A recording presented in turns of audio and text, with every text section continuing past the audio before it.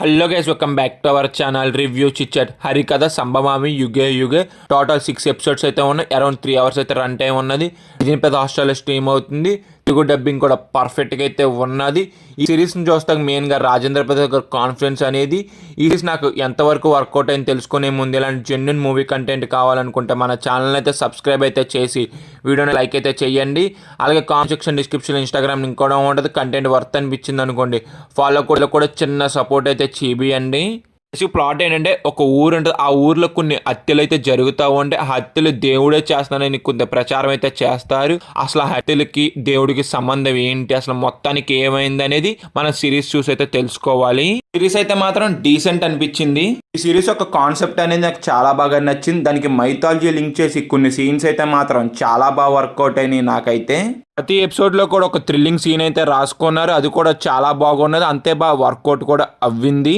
సిరీస్లో నాటక ఎపిసోడ్స్ అయితే ఉన్నాయి. అవి కూడా చాలా బాగా వర్కౌట్ అయినాయి. సిరీస్లో మర్డర్స్ అయితే జరిగితే వాటికి దశావతారాలని కనెక్షన్ అయితే చేస్తారో చాలా బాగా వర్కౌట్ అయింది. అలాగే సిరీస్లో మర్డర్ సీన్స్ అయితే మాత్రం చాలా బాగా అయితే డిజైన్ చేశారు. చాలా బాగా అయితే చూపించారు. సిరీస్లో హీరో ఇన్వెస్టిగేషన్ సీన్స్ అయితే ఇంకా కొంత బాగా రాసుకుంటే బాగుండి అనిపించింది. కొన్ని సీన్స్ అయితే నేను ప్రెడిక్టబుల్గా అయితే అనిపించినాయి. అప్ టు మార్క్ అయితే ఎక్కడ కూడా అనిపించలేదు నాకు కొన్ని సీన్స్ అనేది. సిరీస్లో ఎమోషన్ కూడా అంతేం అనిపించలేదు. కొంత ఇంకా బాగా రాసుకుంటే బాగుండి అయితే అనిపించింది. చాలా రొటీన్గా అయితే అనిపించింది ఆ ఎమోషన్ అనేది. నేనైతే కనెక్ట్ అయితే అవ్వలేకపోయాను. సిరీస్లో రాజేంద్ర ప్రసాద్ గారి రోల్ ఉన్నంతలో చాలా బాగా అయితే చేశారు పర్ఫార్మెన్స్ అనేది.